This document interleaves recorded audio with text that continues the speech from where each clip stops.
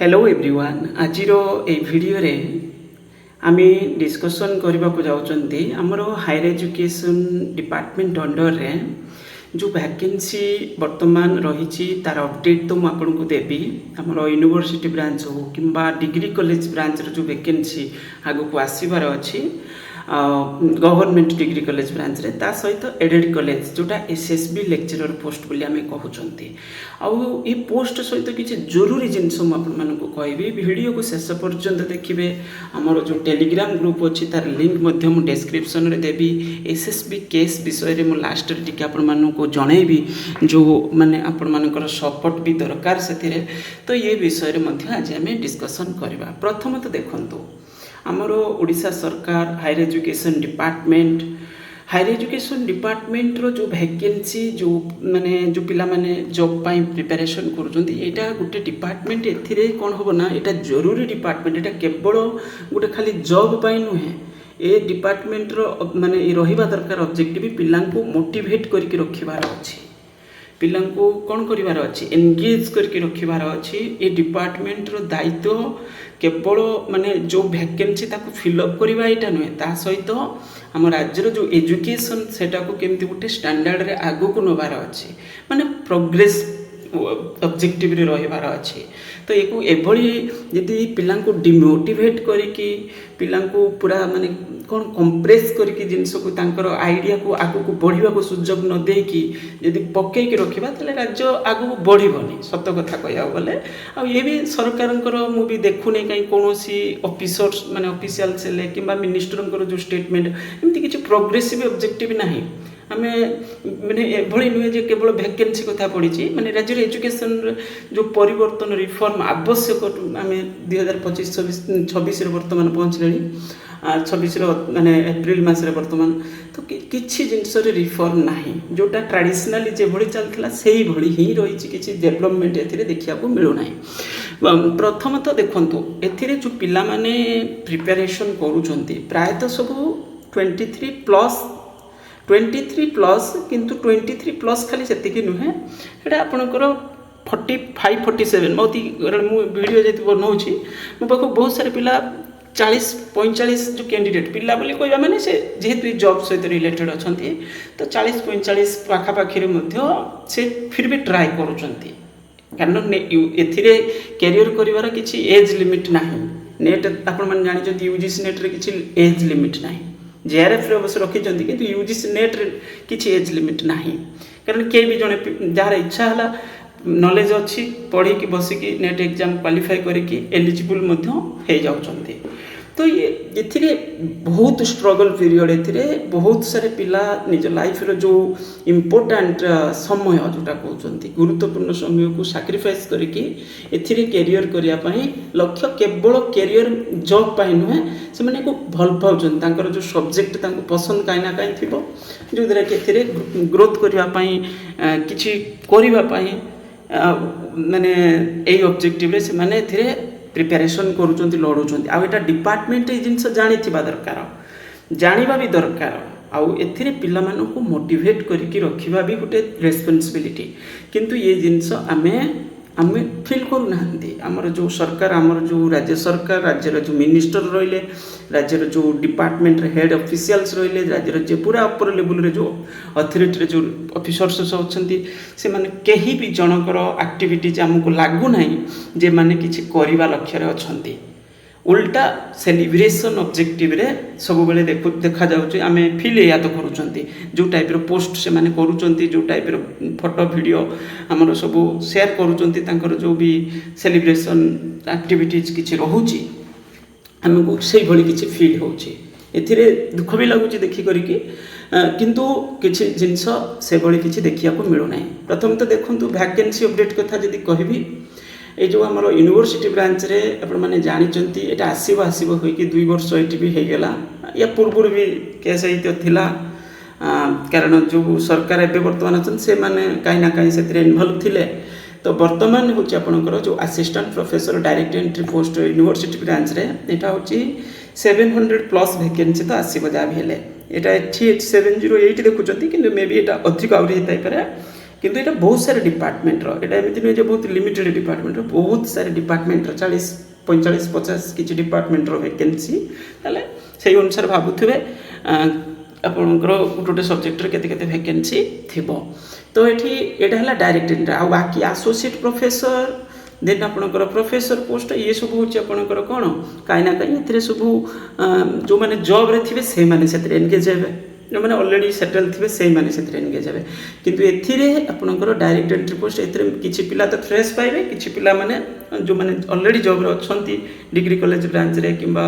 Added college branch रे किंबा को प्राइवेट रे से मानको भी एथिरे चांस मिल पारिबो। ओके किछि फ्रेश पिला भी मे भी पाई पारंती। तो ये है आपणकर असिस्टेंट प्रोफेसर यहाँ बहुत शीघ्र हम बोली कहुच्छे किंतु आम आशा करवा बहुत शीघ्र एडवर्टाइजमेंट आसीज बाकी तो तार जो प्रोसेसटा से केते दिन से समय ने सेटा भी पुणी बड़ कारण यहाँ गोटे जगह को ना यहाँ ऑफिस एमती नुहे जाए करुच्ची सिलेक्शन हाँ यहाँ गोटे सर्टन टाइम लिमिट भितर कंप्लीट होती आपणकर फिर भी ऑफिस भी तो बहुत समय जाऊँच ना तो ये केते समय ने कौन करेंगे बाहर जना पड़ो ता प्रोसेस कंप्लीट है तापर आपणकर डिग्री कॉलेज ब्रांच जो करेन्ट सिनारियो यहाँ कॉलेज वाइज वैकेंसी रही है देखिपे सब्जेक्ट वाइज वैकेंसी भी आपको देखी पुणी केते हम तो देखी यहाँ कॉलेज वाइज वैकेंसी जो गवर्नमेंट डिग्री कॉलेज ब्रांच रे वर्तमान में सिनारियो ए कौन ना आपणकर 385 पोस्ट रे ऑलरेडी प्रोसेस अच्छी एथर रिटेन टेस्ट ना ना यूनिवर्सिटी ब्रांच हो कि डिग्री कॉलेज जोटा ओपीएससी रे हो जेटे रिटेन टेस्ट किछि नाही एथरे पिला मोटिवेट होक रहिबेनी एथरे टोटली मोटिवेट होक रहिबेनी एथरे किछि कारण ही नाही। तो माने सारा देश रे हमर बहुत सारे राज्य रे कोन होची ना होची रिटेन टेस्ट माध्यम रे शॉर्टलिस्ट करा जाउची। हम देखिथिले जो हिमाचल प्रदेश और हमर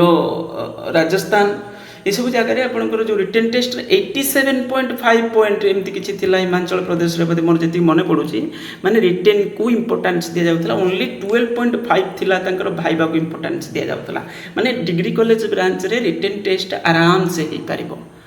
आम स्टेट रे पुनी बहुत सारे पिला जेहेतु निहाती जरूरी ये रिटेन टेस्ट कंडक्ट करवा किंतु ओपीसी से जिनस चली आमर जो मिनिस्टर थे से स्टेटमेंट थिला अलग बर्तमान आउ से विषय किसी कथा ही कहूना से ए विषय टोटाल किसी माने स्टेटमेंट ना जे रिटेन टेस्ट करा न करा किसी ना कि कहबार भी ना। तो ये गला हाँ ये भी देती आपंकर सब्जेक्ट वाइज वैकेंसी सिनेरियो यहाँ हूँ आपंकर 304टा पोस्ट आपंकर नेक्स्ट वैकेंसी आसो बोली कहुई यदि किसी बैकलॉग ऐड हम हम नचेत बाकी 385 सरला यहाँ हूँ आपंकर जोटा चली सरला यहाँ पुणी नेक्स्ट वैकेंसी चली माने 23-24 पीरियड रे आसला से आपंकर हेबेकार नुहे 2023-24 आसला सी एबे भी प्रोसेसिंग रे अच्छी माने सरी नहीं तार सर बोली आशा करा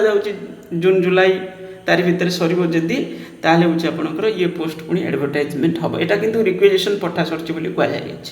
ओके फिर भी रिटेन टेस्ट आम डिमांड करुँचे बहुत सारे पिला भी चाहूँगी या रिटेन टेस्ट निहाती जरूरी। रिटेन टेस्ट तुम्हें जो पिलार सर्टिफिकेट कैरियर भल अच्छी जमीक एग्जांपल किए जड़े रिसर्च भल तार कि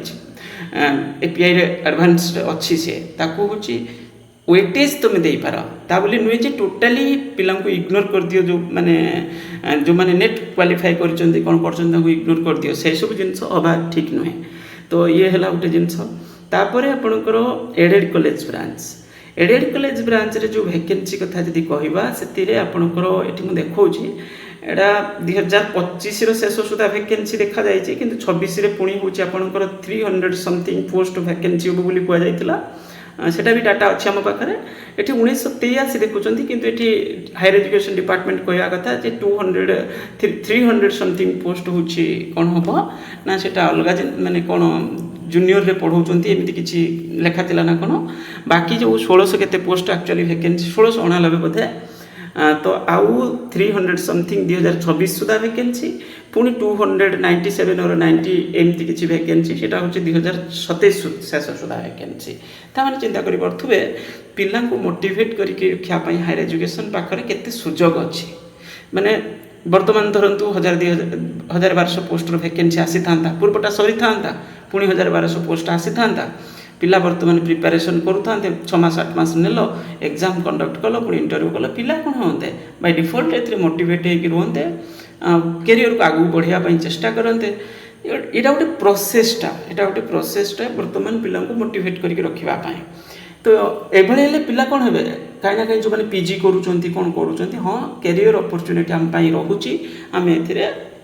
ଆଗକୁ ବଢ଼ାଇ ପାରିବୁ। ଏଡେଡ଼ କଲେଜରେ ଯେଉଁଗୁଡ଼ାକ ରହିଲା ସେଥିରେ ନୂଆ ପୋଷ୍ଟ କ୍ରିଏଟ୍ କରିବା କିଛି କଲେଜକୁ ଗଭର୍ଣ୍ଣମେଣ୍ଟରେ ନେଇଯିବା ଗଭର୍ଣ୍ଣମେଣ୍ଟ ଅଣ୍ଡରକୁ ବଡ଼ ବଡ଼ ଏଡେଡ଼ କଲେଜ ଗୁଡ଼ିକ ଯେଉଁଠି ଜରୁରୀ ଆବଶ୍ୟକ। ତ ଏସବୁ ପ୍ରୋସେସ୍ ଏଇଟା ଗୋଟେ ପ୍ରୋସେସ୍ଟା ଯେଉଁଠି ଏଡେଡ଼ କଲେଜରେ ପିଜି କୋର୍ସ ନୂଆ କୋର୍ସ ଖୋଲିବା ଦରକାର ଆହୁରି ନୂଆ କ'ଣ ସବଜେକ୍ଟରେ କୋର୍ସ ଦେଇ ହେବ ଦେଖୁ ସବୁ ଇନୋଭେଟିଭ୍ ୱେରେ ହାୟର ଏଜୁକେସନ୍ ଡିପାର୍ଟମେଣ୍ଟକୁ ଆଗକୁ ନେବା ଦରକାର। ଏତେ ଚିନ୍ତା କରୁଛି କିଏ ଏଇ ଜିନିଷ ପ୍ରୋବ୍ଲେମ୍ ରହିଛି ଏଇଠି ତ ଏତେ ସବୁ ଜିନିଷ ସେ ଭାବୁନାହାନ୍ତି ନା ତ ମ୍ୟାଟର ହେଉଛି ଏଇ ଜିନିଷ। ତ ରୁରାଲ୍ ଏଜୁକେସନ୍ଟାକୁ କେମିତି ଡେଭଲପମେଣ୍ଟ କରିବା ପିଲା ଦୂରକୁ ନ ଆସିବା ପାଇଁ ପଡ଼ିବନି ଯେଉଁ ମାଷ୍ଟର ଡିଗ୍ରୀ କୋର୍ସ କରୁଛନ୍ତି ପିଲାଙ୍କ ପାଇଁ କ୍ୱାଲିଟି ଏଜୁକେସନ୍ କେମିତି ଲୋକାଲ୍ ପାଖାପାଖିରେ ଆଭେଲେବୁଲ୍ କରିବା ଏସବୁ ଜିନିଷ ହେଉଛି ଦାୟିତ୍ୱ। କାରଣ ସିଏ ଦେଖନ୍ତୁ ଯେଉଁ ଅଫିସର୍ସ ରହିଲେ ସେମାନେ ଏତେ ଚିନ୍ତା କରୁନାହାନ୍ତି ସେ ତ ସିଟିରେ ରହୁଛନ୍ତି ନା ତାଙ୍କ ଉପରେ କ'ଣ ଫରକ ପଡ଼ୁଛି କିଛି ପଡ଼ୁନାହିଁ। ତ ଏଇଭଳି ଜିନିଷ ହେଉଛି ରହିଛି ସୁଯୋଗ ହାୟର ଏଜୁକେସନ୍ ଡିପାର୍ଟମେଣ୍ଟ ପାଖରେ କିନ୍ତୁ ଫିର୍ ବି ବର୍ତ୍ତମାନ ପଡ଼ିକି ରହିଛି। ଆଉ ଗୋଟେ ଜିନିଷ ମୁଁ କହିବି ଏସ୍ଏସ୍ବି ଲେକ୍ଚର ରିକ୍ରୁଟମେଣ୍ଟ ପାଇଁ ଯଦି ଆପଣମାନେ ଟାର୍ଗେଟ୍ କରିଛନ୍ତି ବହୁତ ଭଲ କଥା କିନ୍ତୁ ଆପଣମାନେ ଏ ଜିନିଷ ଟିକେ ଗୁରୁତ୍ୱର ଦେଇକି କେସ୍କୁ ରିଜଲ୍ଭ କରିବା ପାଇଁ ଯେଉଁ ପିଲାମାନେ ଆମର ଲଢ଼ୁଛନ୍ତି ତାଙ୍କୁ ସପୋର୍ଟ କରନ୍ତୁ ଆଉ ଟେଲିଗ୍ରାମ ଗ୍ରୁପ୍ରେ ଜଏନ୍ କରନ୍ତୁ। ଯେଉଁ ବି କିଛି ଅପଡ଼େଟ୍ ସେମାନଙ୍କର ମୋ ସାଇଟ୍ରୁ ଯେଉଁଟା ହେବ ମୁଁ ସେ ଗ୍ରୁପ୍ରେ ଜଣେଇବି ଆଉ ତା ସହିତ ୟୁଟ୍ୟୁବରେ ବି ପୋଷ୍ଟ କରିଦେଉଛି ମୁଁ ଭିଡ଼ିଓକୁ ଲାଇକ୍ କରିବେ ଚ୍ୟାନେଲକୁ ଯଦି ସବସ୍କ୍ରାଇବ୍ କରିନଥିବେ କରିନେବେ। Thank you.